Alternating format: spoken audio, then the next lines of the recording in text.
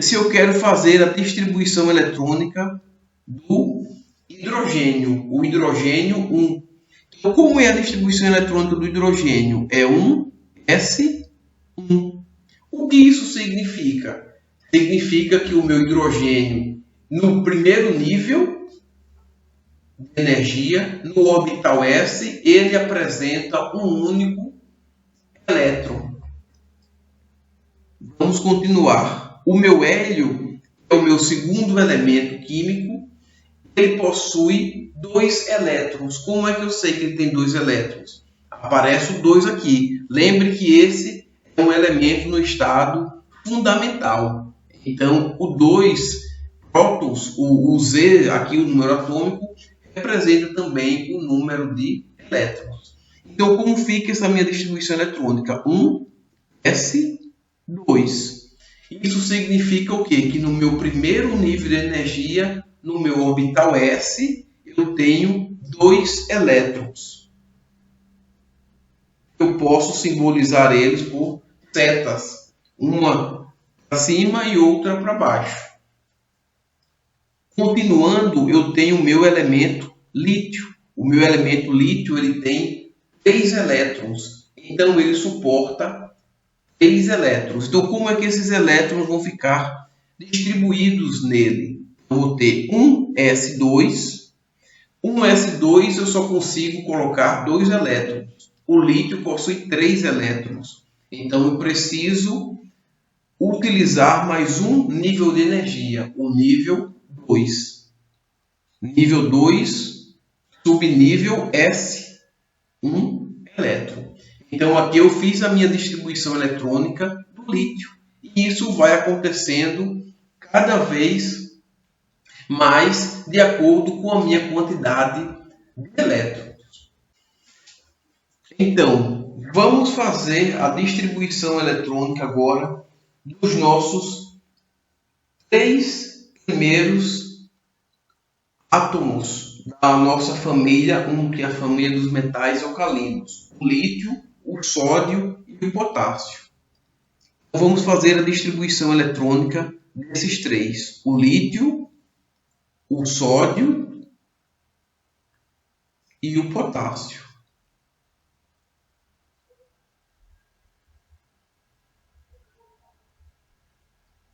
Então, já fizemos no slide anterior a distribuição eletrônica do lítio. 1s2, 2s1. A distribuição eletrônica do sódio.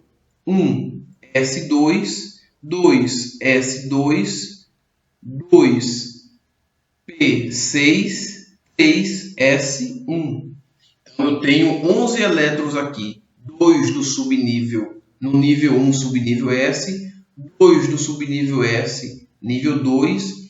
6 do subnível P, também do nível 2. Estou no total aqui de 10 elétrons, mais um elétron no meu subnível S, do meu terceiro nível. De forma semelhante, temos o potássio. 1s2, 2s2, 2p6, 3s2, 3p6, 4s1. Então, observe que está acontecendo a mesma coisa, certo? Eu estou aumentando o meu número de elétrons e, ao final, eu estou ficando com a mesma quantidade de elétrons na minha última camada. Essa minha última camada é a camada que eu chamo de camada de valência. É a camada mais externa do átomo e vai permitir que ele faça interações com outros átomos para que possa ocorrer as ligações químicas. As ligações químicas elas ocorrem com os elétrons mais externos. Observe também que o meu nível 4s ele tem uma energia menor do que o nível 3D, razão pela qual eu preencho o subnível S do nível 4 antes do subnível D do nível 3. Certo? Então, essa é a minha distribuição eletrônica desses meus 3 primeiros átomos da minha do meu primeiro grupo, do grupo dos metais alcalinos. Quando eu falo de metais alcalinos, todos eles vão atingir uma estabilidade referente ao seu gás nobre mais próximo, certo? Se perderem o seu último elétron. Então, se o lítio ele perde esse elétron, então ele vai formar um composto positivo, o lítio mais, porque ele vai ter 3 prótons no núcleo e agora 2 elétrons na sua nuvem eletrônica, certo? Então, como é que eu represento isso? Eu posso fazer a minha distribuição do lítio mais, vai ser igual a 1s2. Posso colocar para enfatizar 2s0, mas não é necessário, haja vista que os outros níveis de energia eles existem nos outros átomos, sendo que eles não possuem elétrons para ocupá-los. Então, não preciso colocar 2s0. A distribuição eletrônica do meu lítio mais é 1s2. Observe que a configuração do meu lítio mais é a mesma configuração do primeiro gás nobre, que é o meu hélio. Então, o elemento hélio ele possui essa mesma configuração eletrônica, 1s2. Ter a mesma configuração do gás nobre nessas circunstâncias significa que o meu elemento ele está estável.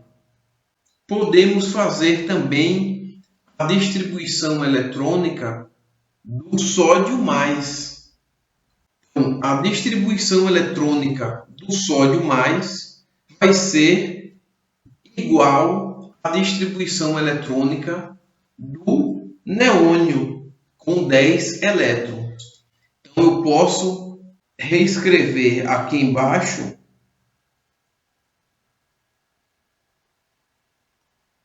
a distribuição eletrônica do meu sódio mais, 1s2, 2s2, 2p6, 3s0 ou não adiciono. Então essa daqui é a minha distribuição eletrônica do sódio mais, porque eu tenho 10 elétrons e 11 prótons. Então eu tenho um excesso de cargas positivas. De igual maneira, o meu potássio mais, ele vai ter a mesma configuração do meu gás nobre mais próximo, que é o argônio. 1s2, 2s2, 2p6, 3s2 e 3p6. Observe que tanto o sódio quanto o potássio estão com 8 elétrons na sua última camada. Eles estão de acordo com a regra do octeto. Vamos fazer agora a distribuição eletrônica do magnésio e do cálcio, da família 2 dos metais alcalinos terrosos. O magnésio possui 12 elétrons no seu estado fundamental. A sua distribuição vai ser 1s2, 2s2, 2p6, 3s2. De forma semelhante, o cálcio, com 20 elétrons no seu estado fundamental, vai ser 1s2, 2s2, 2p6, 3s2, 3p6, 4s2. Então, observe que da família dos metais alcalinos, a família 1, para a família dos metais alcalinos terrosos, a família 2, aumentou um elétron, certo? Por camada nos meus átomos. Esses íons formados a partir desses elementos, eles serão estáveis ao perder 2 elétrons. Então, eles vão perder esses 2 elétrons de valência. Desta forma, eu posso escrever a distribuição eletrônica do magnésio 2+, da seguinte forma: 1s2, 2s2, 2p6. 3s0 não preciso trocar. Então, eu tenho 12 prótons, não é? E quantos elétrons? 4 mais 6, 10. Então, aqui é a minha distribuição eletrônica do meu magnésio. Então, perceba que eles têm a mesma configuração eletrônica do neônio, com 10 elétrons. O cálcio 2+, também vai ser estável, perdendo 2 elétrons, e a sua distribuição eletrônica será 1s2, 2s2, 2p6, 3s2, 3p6. Então, observem que eles estão estáveis com 8 elétrons na sua última camada. Eles formam íons 2+, né? Formam cátions 2+, por conta da perda de 2 elétrons, ficando com 2 prótons a mais em seus núcleos. Vamos continuar agora fazendo a nossa distribuição eletrônica dos elementos da família 17, o flúor e o cloro. O flúor tem 9 elétrons no seu estado fundamental e o cloro tem 17 elétrons no estado fundamental.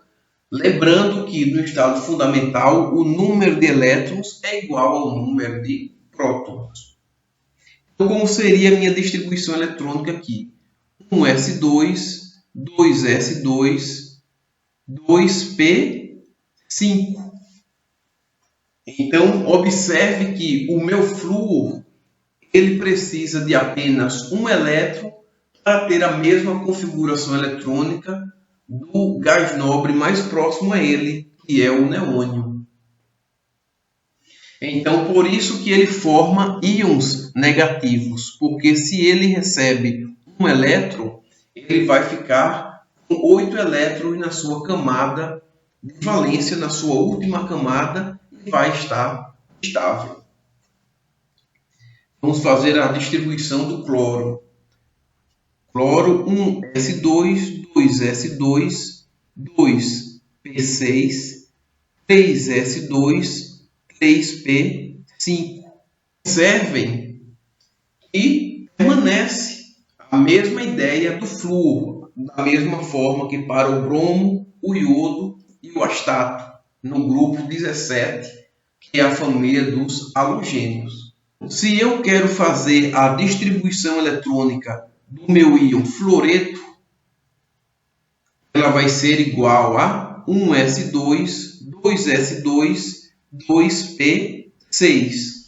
Por quê? Porque o meu íon fluoreto ele tem um elétron a mais. Então, ele vai ter 10 elétrons, e 9 prótons. Ou seja, ele tem uma carga negativa a mais. De igual forma, o cloreto. O íon cloreto ele vai ter a seguinte distribuição: 1s2, 2s2, 2p6, 3s2, 3p6. Observem que, mais uma vez, na minha camada de valência, na minha última camada, eu terei 8 elétrons. Então, eles estão seguindo também a regra do octeto. A sua estabilidade com 8 elétrons na última camada. Para finalizar essas distribuições eletrônicas, vamos fazer a distribuição eletrônica dos dois primeiros calcogênios da família 16, o oxigênio e o enxofre. O oxigênio possui 8 elétrons. A sua distribuição é 1s2, 2s2, 2p4. Ok? Então, observe que o oxigênio ele precisa de 2 elétrons para alcançar a sua estabilidade, segundo a regra do octeto. Então, ele vai formar íons O2-. Vejamos a distribuição do enxofre. Enxofre 16. 1s2, 2s2, 2p6, 3s2, 3p4. Desta forma, o enxofre também formará íons 2-, porque ele vai precisar de 2 elétrons para ficar estável. Vejamos a distribuição eletrônica do oxigênio 2-, né? Então, teremos 1s2, 2s2, 2p6. Então, ele fica com a mesma configuração do gás neônio, certo? O gás nobre mais próximo a ele. O enxofre 16 também a mesma coisa. Ele vai ficar com a configuração do gás argônio, o gás nobre mais próximo a ele. Então, fica 1s2, 2s2, 2p6, 3s2, 3p6. Então, o meu enxofre ele tem 18 elétrons, certo? E 16 prótons. Isso significa que ele tem um excesso de carga negativa igual a 2. Por isso que eu coloco 2- aqui. Então, pessoal, qual a implicação disso? Vamos escrever algumas fórmulas químicas aqui.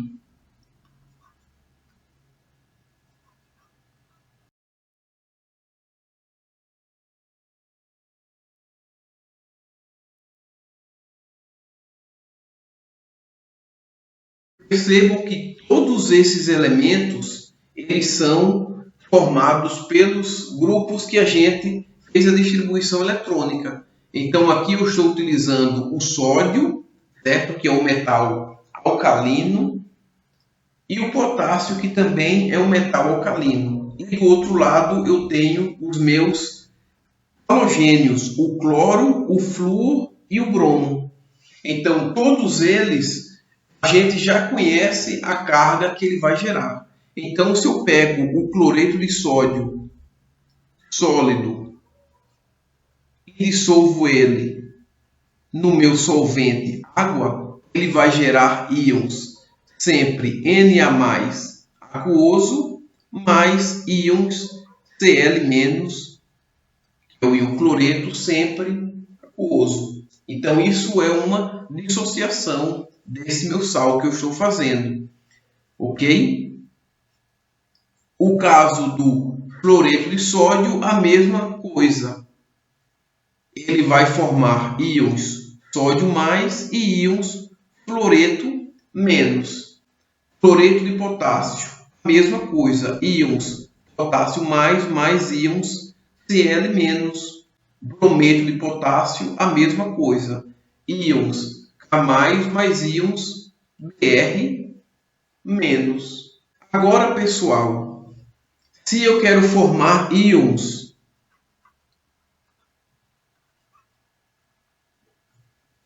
com o magnésio, eu vou precisar de 2 cloros, 2 íons cloreto. Por quê?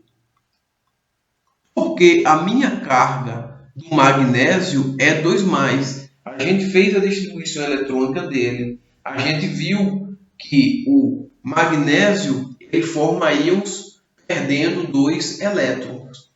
E o cloro ele forma íons ganhando 1 elétron. Por exemplo, pessoal, se eu formo um composto MgCl, a minha carga resultante aqui tem que ser positiva. Por quê? Porque a carga do meu magnésio é 2+, e a carga do meu cloreto ela é menos. Então, mais 2 com menos 1 vai ser igual a mais. Então, a minha carga aqui ela seria igual a mais. sendo que essa substância ela não existe. Mas a ideia das cargas é exatamente essa. Ela nos ajuda a entender como as nossas substâncias são formadas. Então, vamos fazer um exemplo aqui. Se eu quero formar um composto de cálcio com cloreto e quero formar um composto de cálcio com enxofre, como seria essa minha combinação? Veja que o meu cálcio ele tem carga 2+, ele forma íons perdendo 2 elétrons. O meu cloreto ele tem carga menos, ele forma íons ganhando 1 elétron.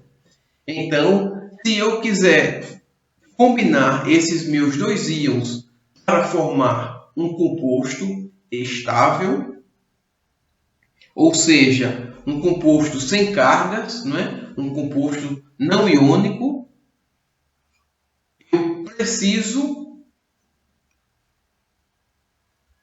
adicionar 2 cloros,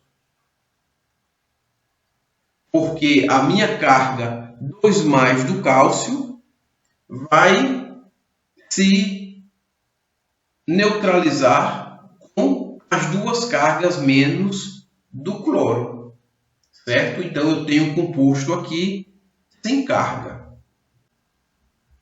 De forma semelhante, se eu tenho o meu cálcio 2+ e o meu enxofre 2-,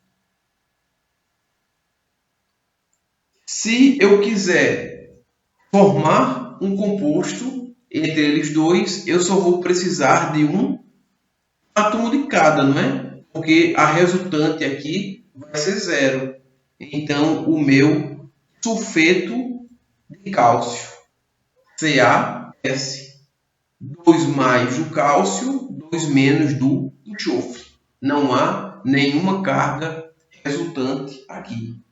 Ok, pessoal? Então, supondo mais um exemplo. Se eu tenho o meu cloreto de cobre, observe que ele não tem nenhuma carga aqui, não é? Então, ele é um composto que está com as suas cargas equilibradas. Então, o meu cloreto de cobre, se eu quiser dissociá-lo, como é que eu faço isso? Eu posso desconhecer a carga do cobre, mas eu conheço a carga do meu cloreto. Nós fizemos a distribuição eletrônica dele, ele faz parte da família dos halogênios. Então,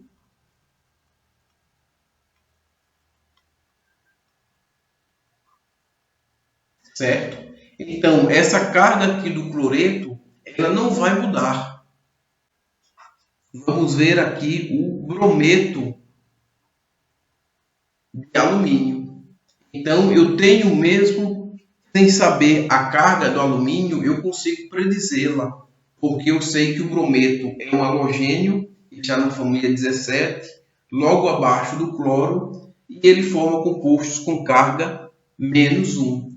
Então, o meu alumínio ele vai ser 3+, mais 3 Br-. Então, observe que as minhas cargas elas precisam dizer a minha carga total do meu composto, certo? Então, a minha substância aqui ela não tem carga. Então, logo, eu sei que a carga do alumínio vai ser 3+, e a carga do brometo vai ser menos, porque eu tenho 3 brometos. Ok, pessoal? Então, a partir daqui, começamos a compreender como os elétrons eles vão influenciar a formação dos nossos compostos. Por hora é só, pessoal. Até a próxima. Tudo de bom. Tchau.